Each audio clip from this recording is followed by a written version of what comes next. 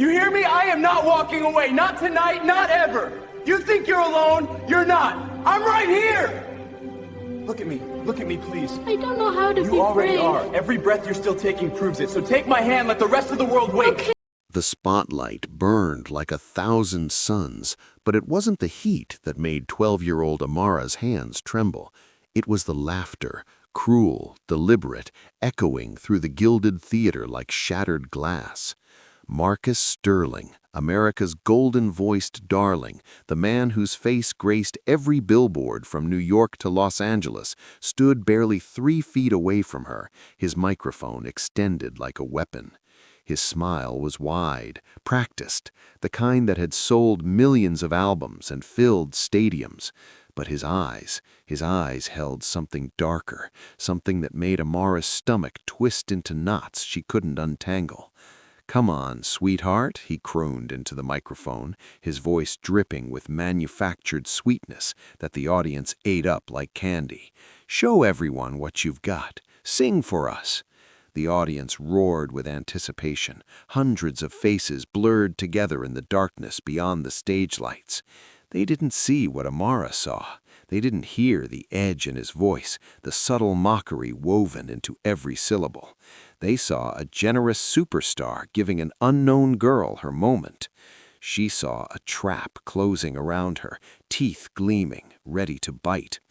The orchestra held its breath, the conductor's baton hung suspended in midair, and Amara stood frozen in her red dress, the one her grandmother had stayed up 3 nights straight to finish, the one that was supposed to make her feel confident, feeling smaller than she'd ever felt in her entire life. What Marcus Sterling didn't know, what none of them knew, was that some voices aren't meant to be silenced. Some voices are forged in fire, shaped by every moment of doubt, every whisper of not good enough, every door slammed shut before she could even knock.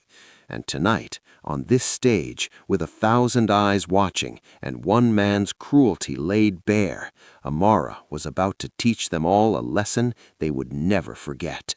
Amara Washington had known the weight of other people's expectations since before she could tie her own shoes. Growing up in the Riverside neighborhood of Detroit, where abandoned factories stood like rusted monuments to better days and corner stores had bars on their windows, she learned early that the world had already decided what her story would be.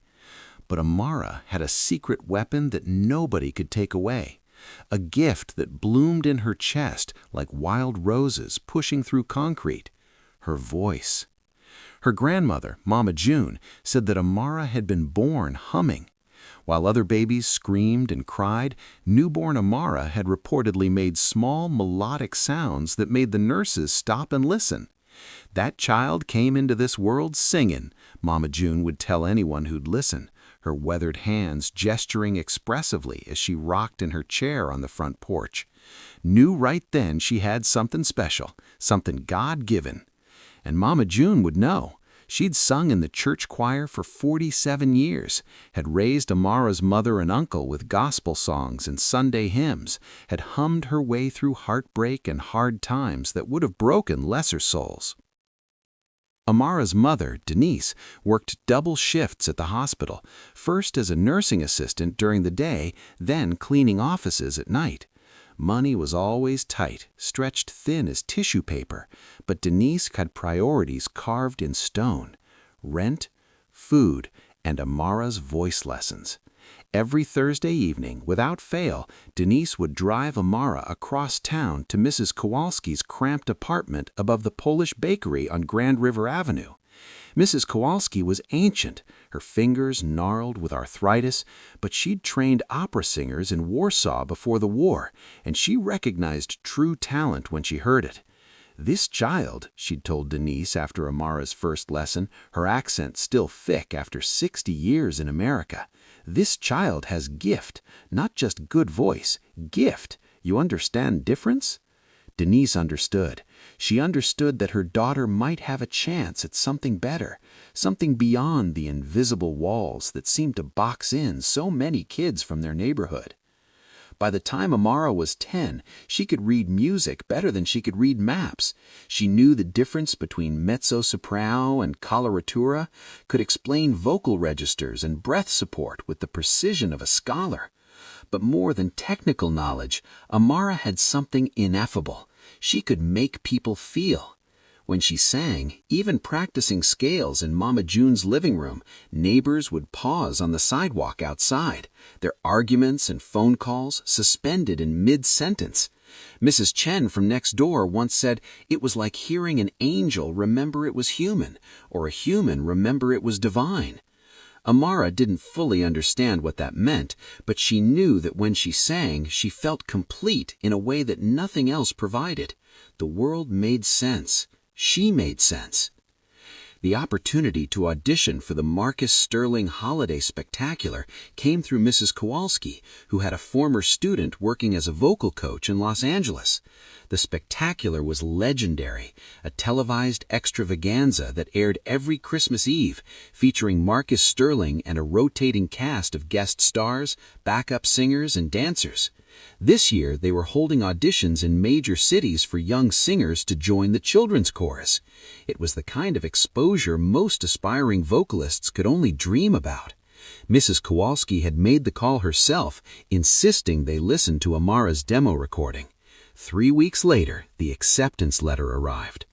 Amara had never seen her mother cry from happiness before.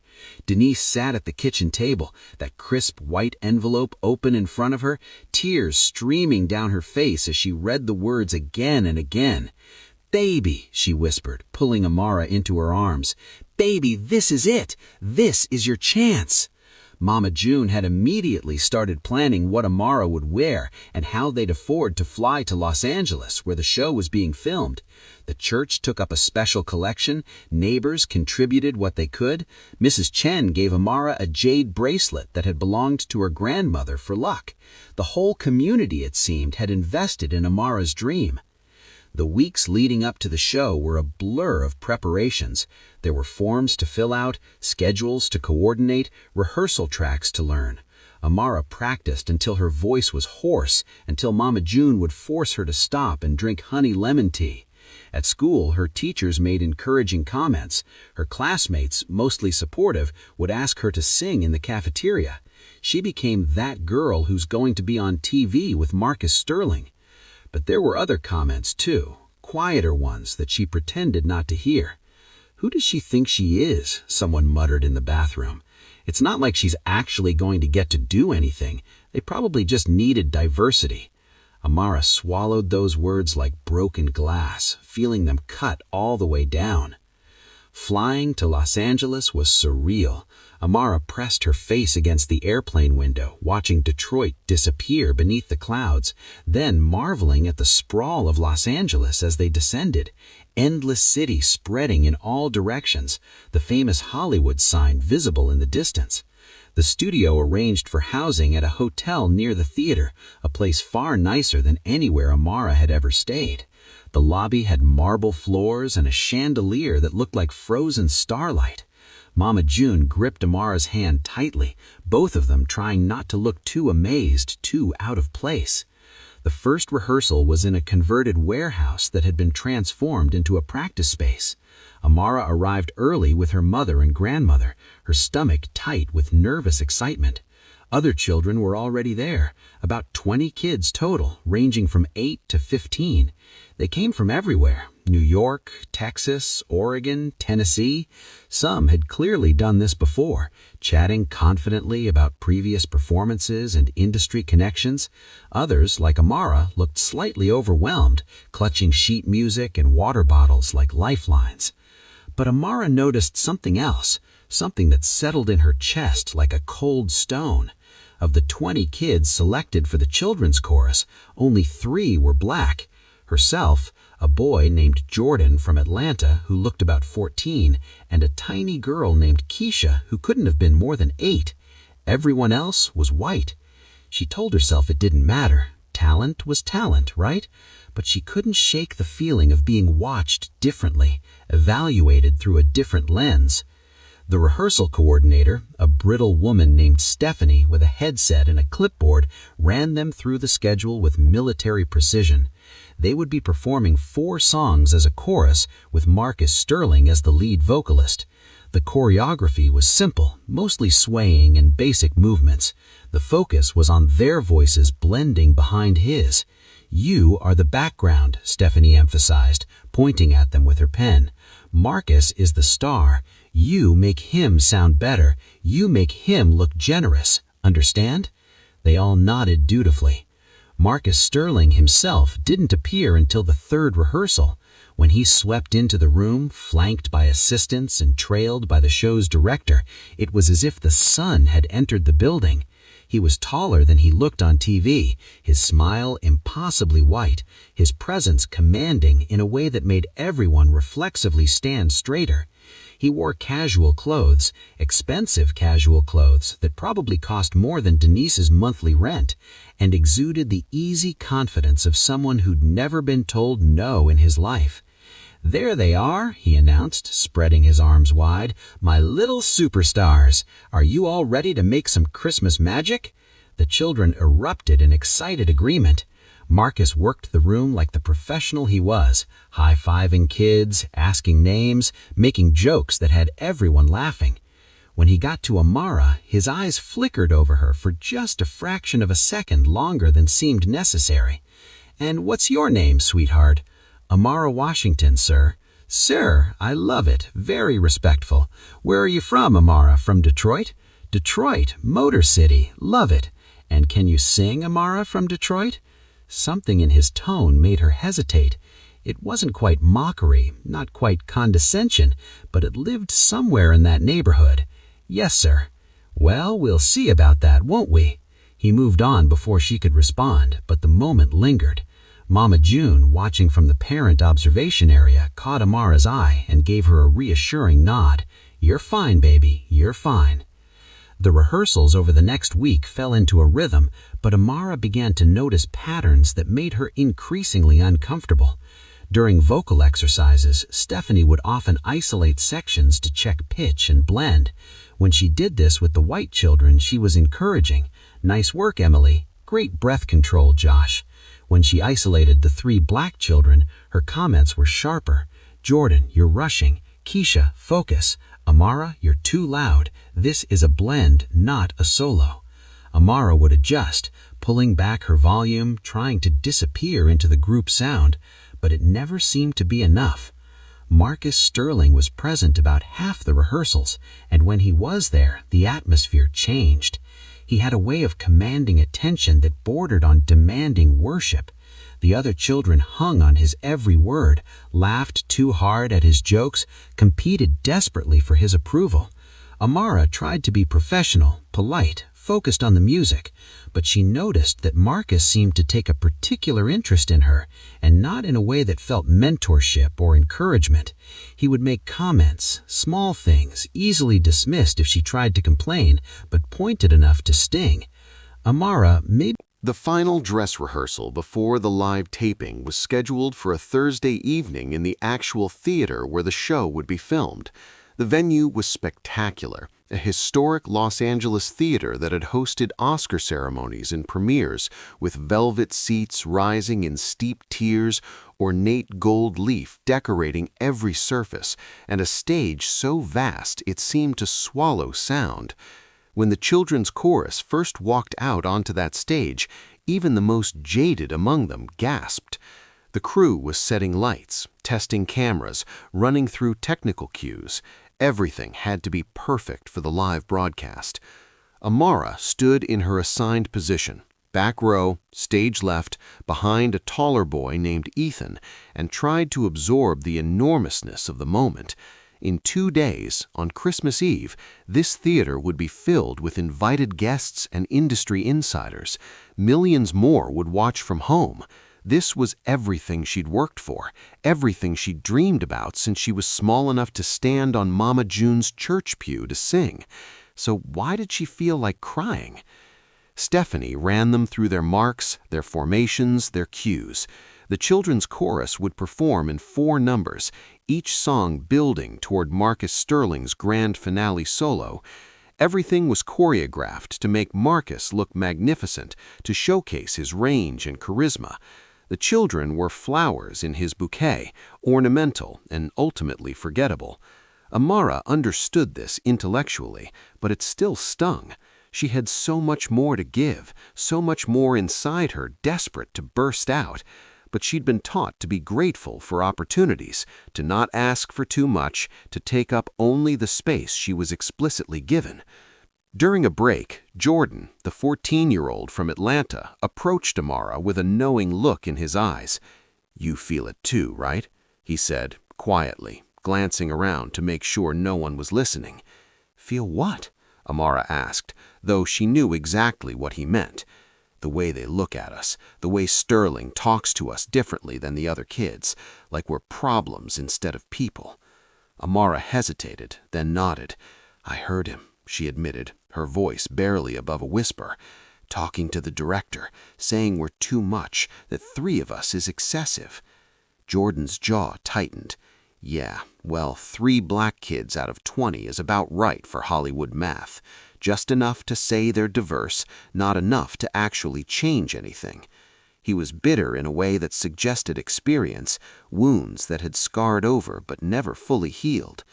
"My mom warned me this would happen, said I had to be twice as good to get half the recognition. But I thought, once they heard me sing, it wouldn't matter." "Does it get easier?" Amara asked. Jordan looked at her with eyes that seemed far too old for his face. "No," he said simply. "You just get better at pretending it doesn't hurt." The dress rehearsal proceeded with typical chaos, missed cues, technical glitches, someone forgetting their blocking. But through it all, Marcus Sterling remained the consummate professional, charming even when frustrated, quick with a joke that made everyone laugh and diffused tension. Watching him, Amara could almost convince herself she'd imagined the conversation she'd overheard. He was so good at this, so practiced at making people love him. Maybe she'd misunderstood. Maybe she was being oversensitive, seeing prejudice where there was just stress and perfectionism. Then came the final run-through of the last song before Marcus's solo, a rousing rendition of Joy to the World with full orchestra and complex harmonies. The children's chorus was supposed to build to a crescendo, then cut out abruptly to leave Marcus alone in the spotlight for the final verse. They ran it once, and it was beautiful. Even Stephanie looked pleased. "Again," Marcus said into his microphone. "Let's run it again. I want to try something." They reset. The orchestra began. The children sang their parts flawlessly, their young voices blending into something angelic and pure. Amara, even from her position in the back row, felt the magic of the moment, the way their combined voices created something larger than any individual contribution. This was why she loved singing, this communion, this transcendence. The song built toward its climax, the children's voices rising in perfect harmony. And then Marcus did something unexpected. He stopped singing. The children continued, as rehearsed, their voices filling the theater, but Marcus had stepped back from his microphone, his arms crossed, his head tilted in an exaggerated consideration. Stephanie frantically gestured for them to continue, but confusion rippled through the chorus. What was happening? Were they supposed to stop? The orchestra kept playing, creating an awkward dissonance between the instrumental track and the uncertain voices of increasingly nervous children. Finally, Marcus raised a hand, and the music died away. The theater fell silent. "I'm sorry, everyone," Marcus said, his voice carrying easily even without amplification. "There's a balance issue." Stephanie approached him quickly, clipboard in hand. "What kind of balance issue?" "Someone in the chorus is singing too loudly," Marcus explained, his tone reasonable, almost apologetic. "It's throwing off the blend. We need everyone on the same level, supporting the lead vocal, not competing with it." The children stood frozen, no one wanting to be identified as the problem. Amara felt her stomach drop. She knew somehow where this was going. "Let me hear sections separately. Front row only, just the front row." The front row, 6 children, all white, sang their part, tentatively. "Beautiful," Marcus pronounced. "Second row?" The second row sang. 8 children, including Emily, a petite blonde girl who was clearly someone's daughter or niece in the industry. Lovely, perfect blend. Back row? The back row included Amara, Jordan, Ethan, and 3 others. They sang their part, and to Amara's ears, they sounded fine, better than fine. Jordan had a rich tenor that added depth, and Amara herself was carefully controlling her volume, supporting the harmony rather than dominating it. Marcus frowned theatrically. "There it is," he announced. "Back row. Someone in the back row is pushing too hard. Let me hear individuals. You." He pointed at Ethan. Ethan sang alone, his voice thin and wavering with nervousness. "Fine. You." Another boy, who could barely stay on pitch. "Okay, you." Jordan sang, his voice strong and beautiful. Marcus's eyes narrowed slightly, but he moved on. "You." Amara. He was pointing at Amara. Every eye in the theater turned to her. The camera operators, the crew, the other children, Stephanie, the director in his booth, the parents in the observation section, all of them watching. Amara felt her throat close up, felt the weight of their collective gaze like physical pressure. "Go on," Marcus prompted, a small smile playing at his lips. "Let me hear you sing." She opened her mouth, and at first nothing came out. Fear had strangled her voice, turned her gift into a liability. "Any time," Marcus said, his tone patient but with an edge that made several people in the theater shift uncomfortably. Amara closed her eyes, trying to find that place inside herself where the music lived, where nothing could touch her. She thought of Mama June singing while she cooked, of Mrs. Kowalski's apartment and the way sunlight streamed through the lace curtains during her lessons, of her mother working double shifts to pay for her dream. She opened her mouth again and sang. She sang her part of Joy to the World, and she sang it beautifully, with perfect pitch and control, with emotion and precision, with every ounce of training and natural talent she possessed. When she finished, the theater was silent for a long moment. Several crew members were nodding appreciatively. The director leaned forward in his booth, watching intently. Even some of the other children looked impressed. Then Marcus Sterling started clapping, slow, deliberate claps that somehow managed to convey mockery rather than praise. "Well," he said, that smile still fixed on his face, "that certainly was loud. You've got volume, I'll give you that. But this is a chorus, sweetheart. You're not Beyoncé, you're background, and background singers need to know their place." The words hit Amara like a physical blow. Know your place. She'd heard those words before, whispered by teachers who tracked kids differently based on zip codes, by store security guards who followed her and Mama June through aisles, by 1,000 tiny interactions that taught her that no matter how talented, how educated, how good she was, some people would only ever see her skin color first. Jordan was right. Nothing she did would ever be enough. She could be twice as good and still get half the recognition because the game was rigged from the start. "I apologize," Amara managed, her voice small. "I'll sing quieter." "See that you do," Marcus said, already turning away, already dismissing her. "All right, everyone, let's take it from the top. And remember, support, don't compete." They ran the song again. This time, Amara barely opened her mouth, letting the sound out in a whisper that contributed nothing to the overall harmony. When Marcus gave them a thumbs up and said perfect, she knew with absolute certainty that he'd never actually cared about the blend. He cared about making sure she knew her place. That evening, back at the hotel, Amara told her mother and grandmother what had happened. She tried to present it factually, without emotion, but her voice cracked halfway through, and tears she'd been holding back for hours finally spilled over. Denise held her. The orchestra hung suspended in confusion, instruments at ready, waiting for direction that wasn't coming. The conductor looked to Marcus, who made a circling gesture with his hand. "Keep going, improvise."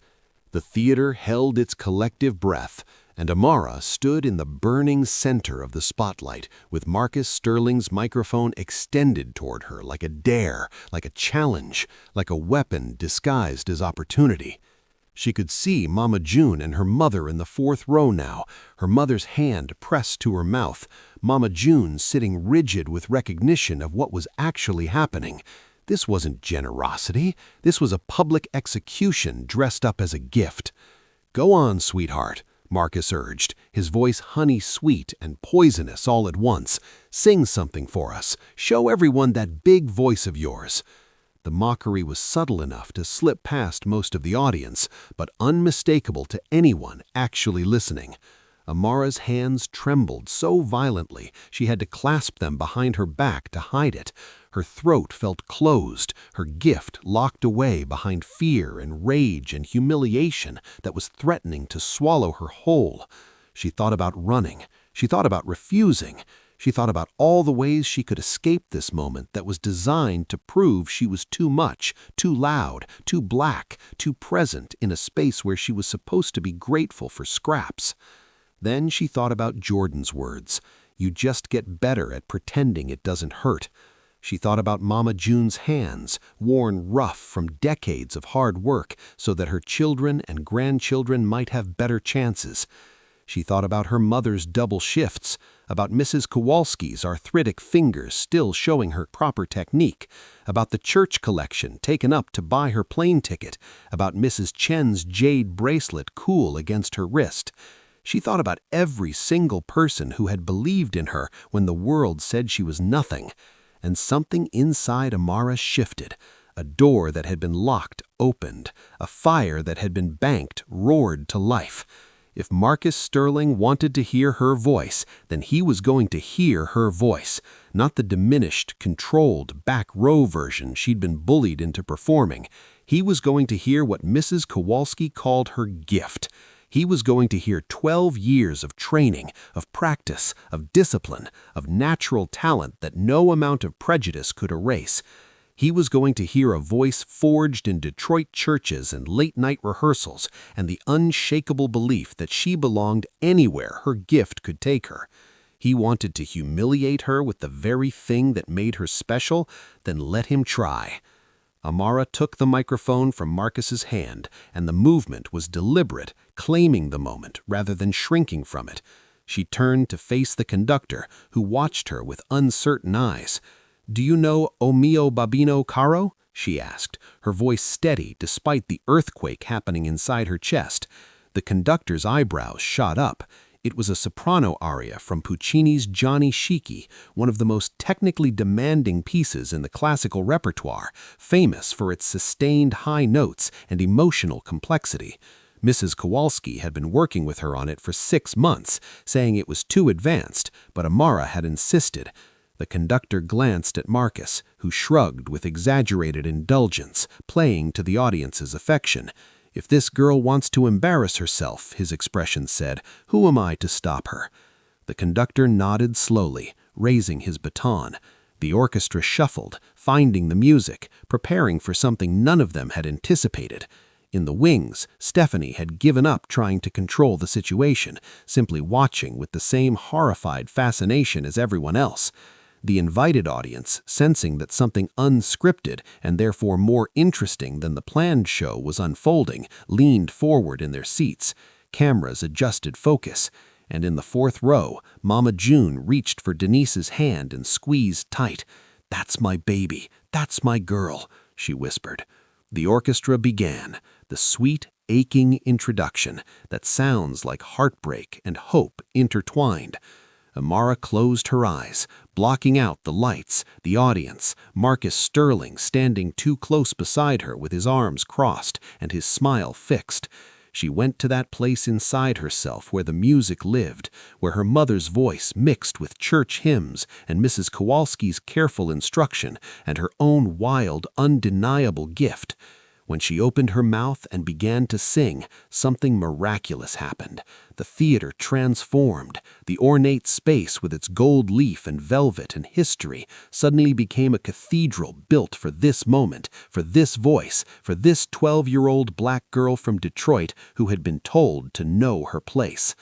"O mio babino caro," she sang. the Italian flowing like water despite her young age, the emotion in the piece, a daughter pleading with her father, somehow perfectly matching her own feelings in this impossible moment.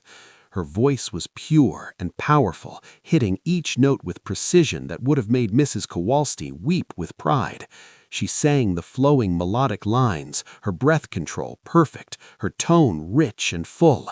And when she reached the first sustained high note, she held it longer than seemed possible for someone her age, held it with a clarity and sweetness that made the crystals in the theater's chandelier vibrate in sympathetic resonance. In the orchestra pit, musicians began to smile despite themselves. The violinists swayed. The conductor's movements became more expansive, caught up in the beauty of what was unfolding. In the audience, people sat frozen, some with tears streaming down their faces, not understanding the Italian words, but understanding everything, the longing, the determination, the refusal to be diminished. This was what art was supposed to be. This was what music was supposed to do. And beside Amara, Marcus Sterling's smile had begun to falter. This wasn't what was supposed to happen. She was supposed to crack under the pressure, to prove herself unworthy of the spotlight he'd forced her into. Instead, she was transcendent. The aria built toward the climax, toward the highest note, a sustained B-flat that exposed every flaw, that separated good singers from great ones. Amara approached it with no fear, only certainty. She reached for it the way Mrs. Kowalski had taught her, from her diaphragm, from her core, from the place where her soul lived. And when she hit it, pure, clear, perfect, and held it for what seemed like an eternity, the theater erupted, not in polite applause, but in stunned, overwhelming, standing ovation before she'd even finished the piece. The cameras captured Marcus Sterling's face in perfect high definition, the shock, the disbelief, the dawning realization that he had just been completely, utterly, impossibly outsung by a 12-year-old black girl. Amara handed the microphone back to Marcus's hand, and the movement was deliberate, claiming the moment rather than shrinking from it. She turned to face the conductor, who watched her with uncertain eyes. "Do you know O mio babino caro?" she asked, her voice steady despite the earthquake happening inside her chest. The conductor's eyebrows shot up. It was a soprano aria from Puccini's Gianni Schicchi, one of the most technically demanding pieces in the classical repertoire, famous for its sustained high notes and emotional complexity. Mrs. Kowalski had been working with her on it for 6 months, saying it was too advanced, but Amara had insisted. The conductor glanced at Marcus, who shrugged with exaggerated indulgence, playing to the audience's affection. "If this girl wants to embarrass herself," his expression said, "who am I to stop her?" The conductor nodded slowly, raising his baton. The orchestra shuffled, finding the music, preparing for something none of them had anticipated. In the wings, Stephanie had given up trying to control the situation, simply watching with the same horrified fascination as everyone else. The invited audience, sensing that something unscripted and therefore more interesting than the planned show was unfolding, leaned forward in their seats. Cameras adjusted focus. And in the 4th row, Mama June reached for Denise's hand and squeezed tight. "That's my baby. That's my girl," she whispered. The orchestra began, the sweet, aching introduction that sounds like heartbreak and hope intertwined. Amara closed her eyes, blocking out the lights, the audience, Marcus Sterling standing too close beside her with his arms crossed and his smile fixed. She went to that place inside herself where the music lived, where her mother's voice mixed with church hymns and Mrs. Kowalski's careful instruction and her own wild, undeniable gift. When she opened her mouth and began to sing, something miraculous happened. The theater transformed. The ornate space with its gold leaf and velvet and history suddenly became a cathedral built for this moment, for this voice, for this 12-year-old black girl from Detroit who had been told to know her place. "O mio babino caro," she sang, the Italian flowing like water despite her young age, the emotion in the piece, a daughter pleading with her father, somehow perfectly matching her own feelings in this impossible moment. Her voice was pure and powerful, hitting each note with precision that would have made Mrs. Kowalski weep with pride. She sang the flowing melodic lines, her breath control perfect, her tone rich and full.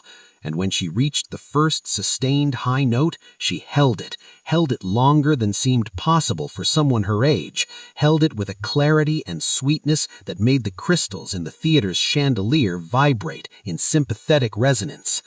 In the orchestra pit, musicians began to smile despite themselves. The violinists swayed. The conductor's movements became more expansive, caught up. The aftermath of that night rippled outward like waves from a stone thrown into still water, reaching farther and touching more lives than Amara could have imagined in those terrifying seconds when Marcus Sterling had first pointed at her from the stage.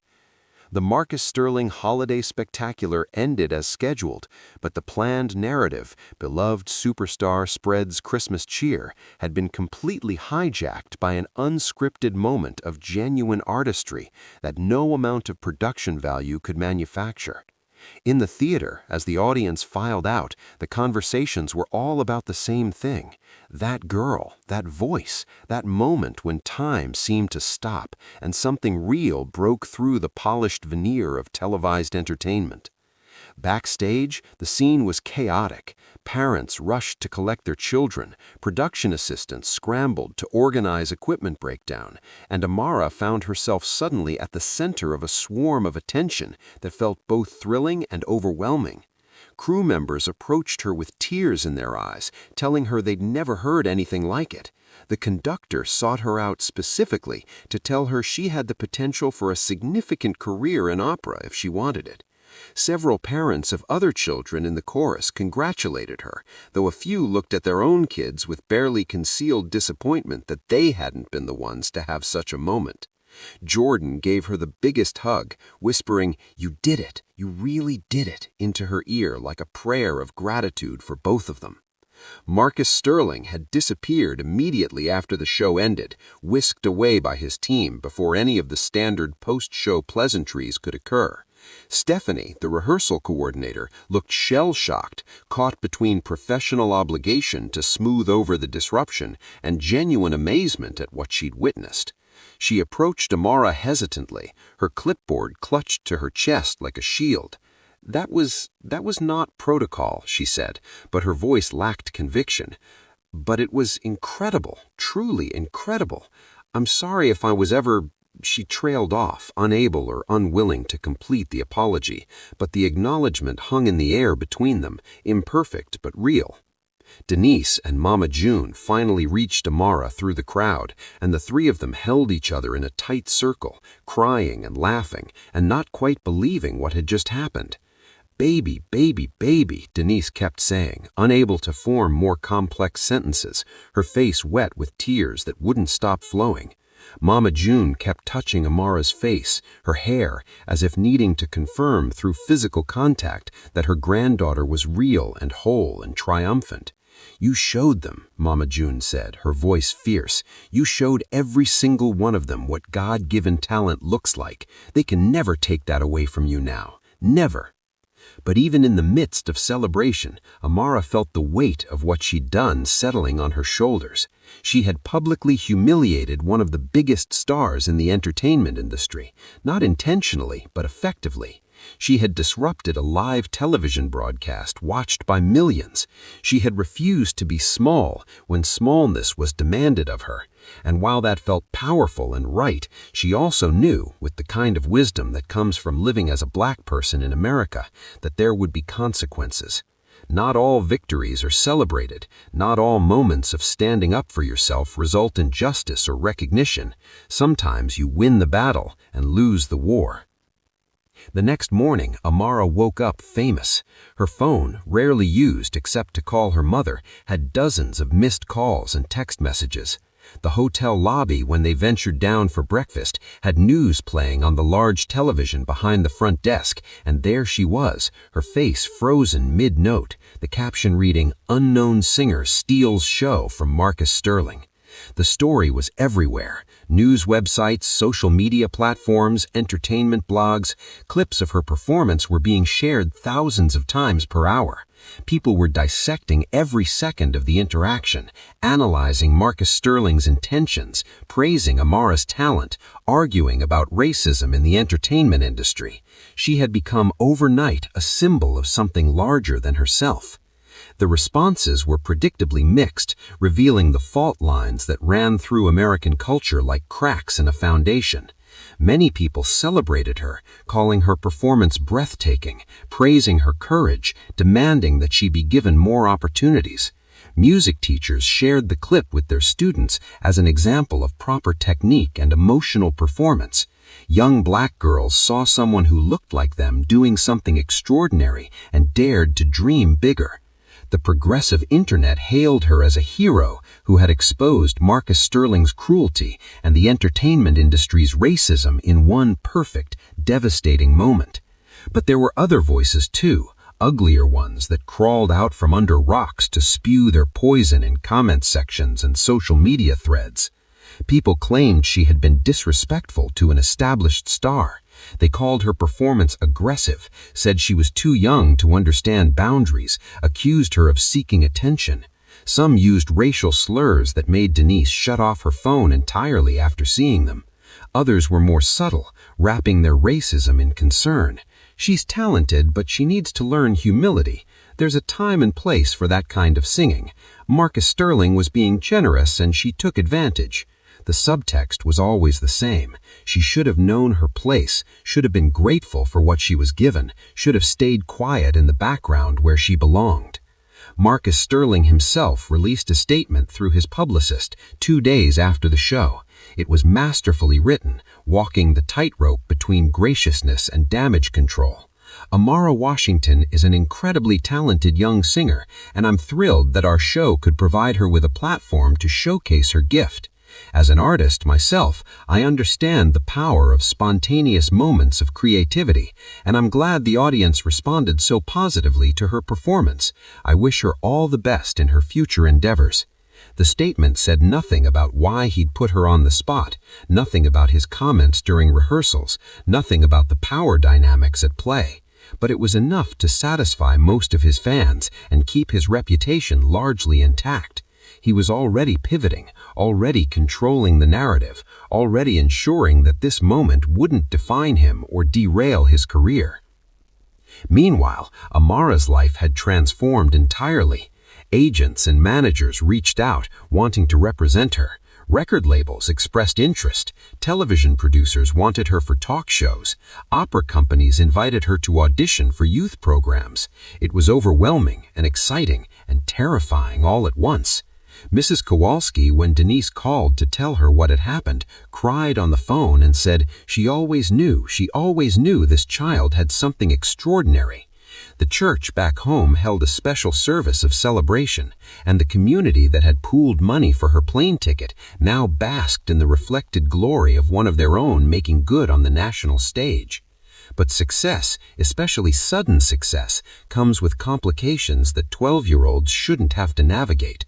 Amara's school, which she'd returned to after the holidays, would never be the same.